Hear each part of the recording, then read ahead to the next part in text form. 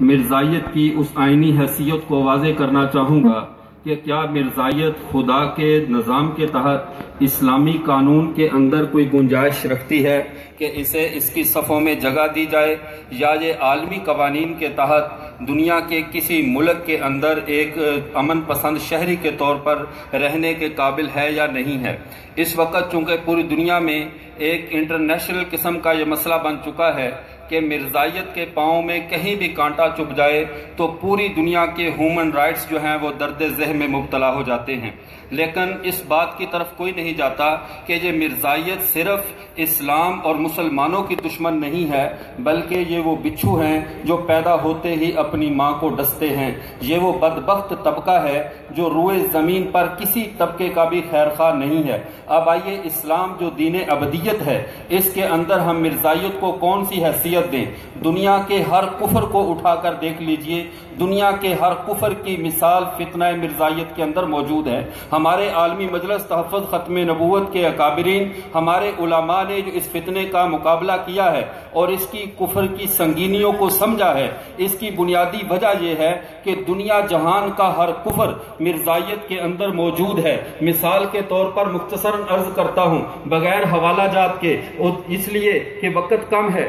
ہمارے مسلمانوں کے نزدیک یا دنیا کے کسی بھی مذہب کے ماننے والوں نے کبھی اپنے خدا کو برا بلا نہیں کہا۔ یہ کائنات کا واحد فتنہ ہے۔ مرزا غلام احمد قادیانی جو اللہ کے بارے میں تبرہ کرتے ہوئے کہتا ہے کہ اللہ کہتا ہے میں چوروں کی طرح آؤں گا، اس لیے تو رسول اللہ صلی اللہ علیہ وسلم نے فرمایا تھا راس الکفر قبل المشرق، کفر کا سرغنہ مشرق میں ہوگا۔ حدیث مبارکہ بخاری میں موجود ہے۔ علماء نے اس کی بہت ساری وضاحتیں کی ہیں، لیکن میں چاہتا ہوں میں بتاؤں کہ اس سے مراد مرزا غلام احمد قادیانی ہے۔ نبی کریم صلی اللہ علیہ وسلم اسے کفر کا سرغنہ، کفر کا سرخیل قرار دے رہے ہیں۔ کیوں؟ اس لیے کہ کفر کا ہر نمونہ فتنہ مرزائیت میں موجود ہے۔ خدا کی توہین کرنے والا مرزا غلام احمد قادیانی ہے۔ خدا کے بعد درجہ انبیاء کا ہے۔ مرزا قادیانی انبیاء کی توہین کرتے ہوئے کہتا ہے کہ دنیا میں نبیوں کے تخت اترے ہیں، لیکن سب سے بلند و بالا تخت میرا ہے۔ پھر اس کے بعد سب نبیوں سے بڑھ کر نام جناب رسول کریم صلی اللہ علیہ وسلم کا ہے۔ مرزا قادیانی ان کی اہانت کرتے ہوئے کہتا ہے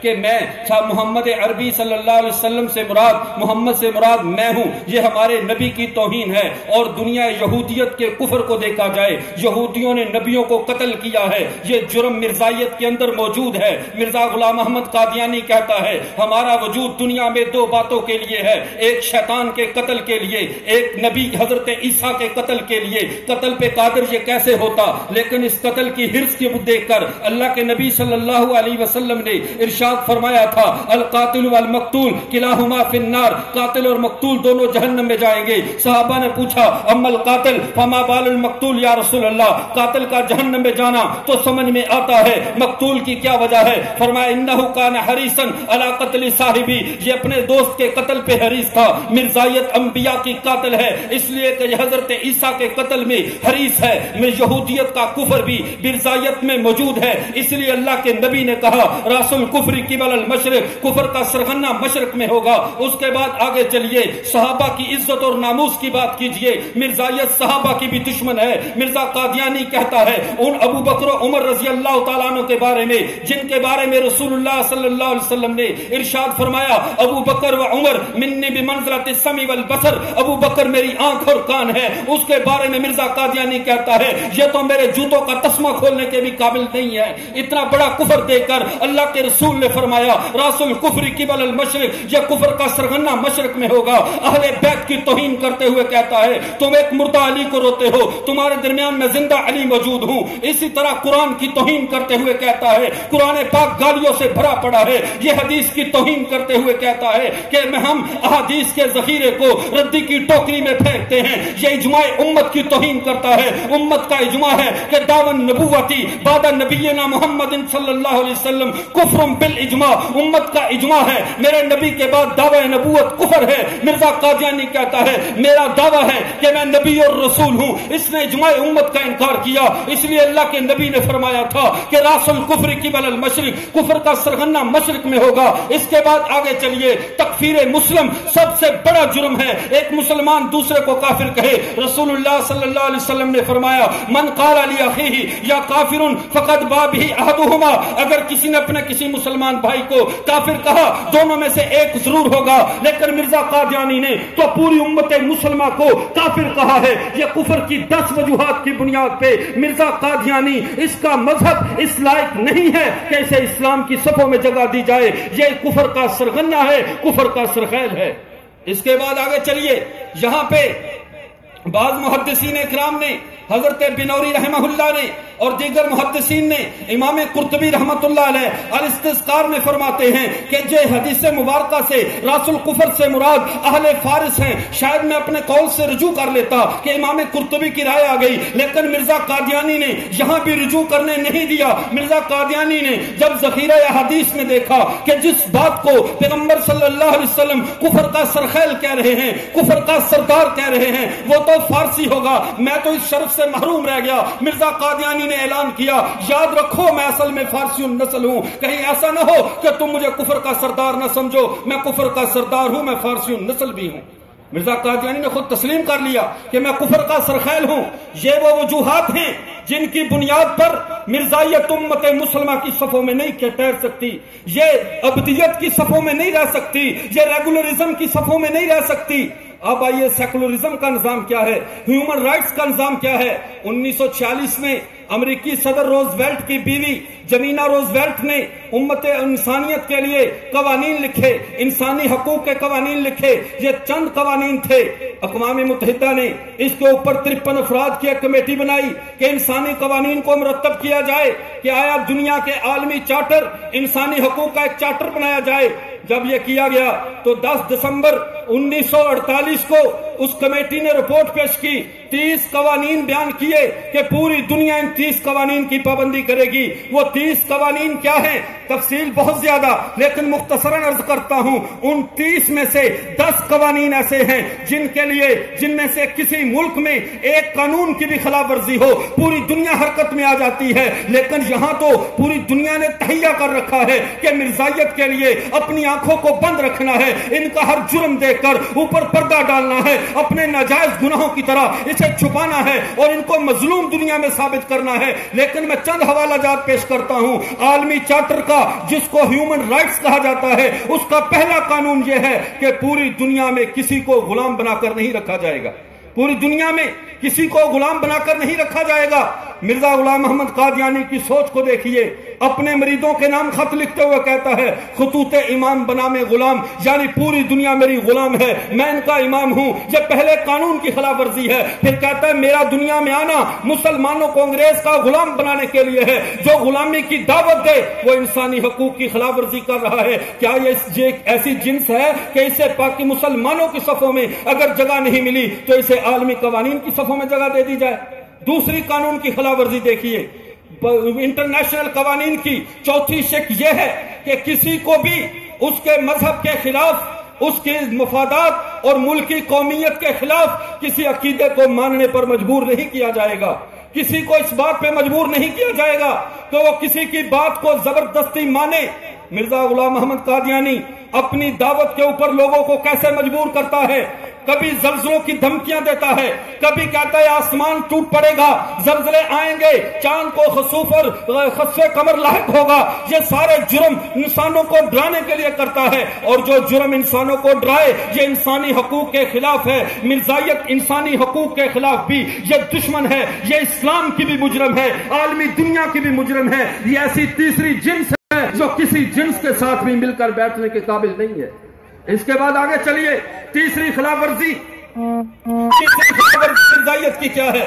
عالمی انٹرنیشنل قانون ہیومن رائٹس، اس کی 15ویں شق یہ ہے کہ کسی کے گھر میں مداخلت نہیں کی جائے گی، کسی کے ذاتی قوانین میں، اس کی خانگی زندگی میں مداخلت نہیں کی جائے گی، کسی کو مجبور نہیں کیا جائے گا کہ تو اپنے گھر کے معاملے میں میری بات کو لے۔ ہر بندہ اپنے گھر، اپنی خانگی زندگی میں آزاد ہے۔ مرزا قادیانی محمدی بیگم سے نکاح کرنے میں کون سا عالمی قانون ہے جسے اس نے نہیں توڑا؟ کبھی اسے موت کی دھمکی دیتا ہے، کبھی کہتا ہے اگر میرے ساتھ اس کی شادی نہ کی گئی یہ بھی مرے گی، اس کا خامد بھی مرے گا، اگر میرے ساتھ شادی کرو گے یہ ہوگا۔ جو اپنی زیر ناف خواہشات کی تکمیل کے لیے کسی خاندان کو ڈرا سکتا ہے، کیا یہ عالمی حقوق کے مطابق ہے؟ یہ عالمی حقوق کا مجرم ہے۔ چوتھی، اس کی مخالفت جو عالمی ہیومن رائٹس کے قوانین کی اس نے مخالفت کی ہے وہ یہ ہے کہ جو بھی اس کے کسی دنیا میں کسی شخص کو اس کے حاکم کی مرضی کے خاطر ٹارچر نہیں کیا جائے گا، اس کو تشدد کا نشانہ نہیں بنایا جائے گا، لیکن مرزائیت کے یہ عقوبت خانے جو مرزائیت کو چھوڑتا ہے اسے زبردستی مجبور کیا جاتا ہے، اس کے اوپر ظلم و ستم کے پہاڑ توڑے جاتے ہیں۔ دنیا کو مرزائیت کا یہ چہرہ نظر کیوں نہیں آ رہا؟ ابھی تو دنیا والوں کو سامن کے اندھے کی طرح ہر جگہ ہرا ہرا دکھائی دے رہا ہے، لیکن ایک وقت آئے گا جب یہ ٹوٹا ہوا جوتا نہ دنیا کو چلنے دے گا نہ ان کے پاؤں کو راحت دے گا۔ یہ مرزائیت وہ فتنہ ہے۔ آگے 5ویں خلاف ورزی دیکھیے، ہیومن رائٹس کا 26واں قانون یہ ہے، ہیومن رائٹس کے تحت 26واں قانون یہ ہے کہ ہر انسانوں کو برابر کے حقوق ہوں گے، چاہے وہ اقتدار کا مسئلہ ہے چاہے وہ سیاست کا مسئلہ ہے، ہر انسان کو اپنی صلاحیت کی بقدر برابر کے حقوق ہوں گے۔ لیکن کیا مرزائیت کے اندر جو رائل فیملی ہے اس کے علاوہ کسی کو خلیفہ بننے کی اجازت ہے؟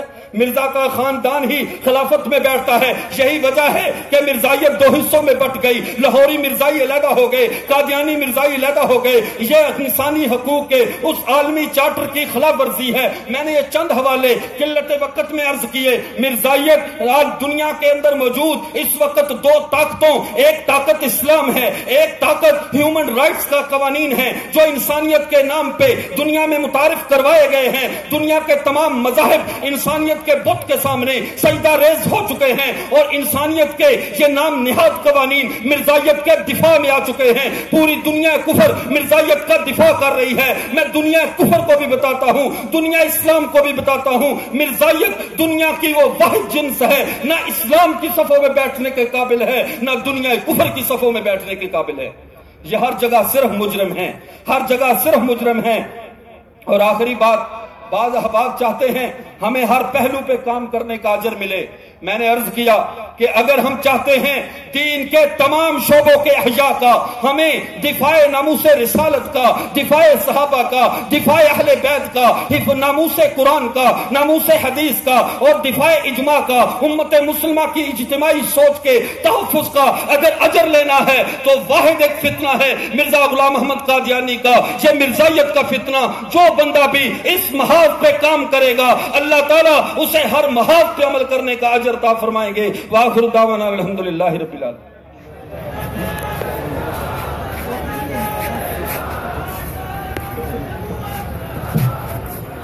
حضرت مولانا رضوان عزیز صاحب دامت برکاتہم العالیہ بہت ہی عالمانہ فاضلانہ انداز میں آپ سے مخاطب تھے۔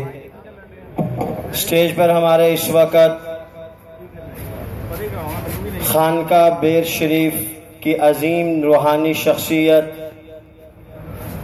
حضرت مولانا سائیں عبد الکریم بیر شریف رحمۃ اللہ علیہ کے فرزند ارجمند حضرت مولانا سائیں عبد المجیب صاحب دامت برکاتہم العالیہ تشریف فرما ہیں۔ جس طرح ان کے والد گرامی اس عظیم کاز کی نسبت سے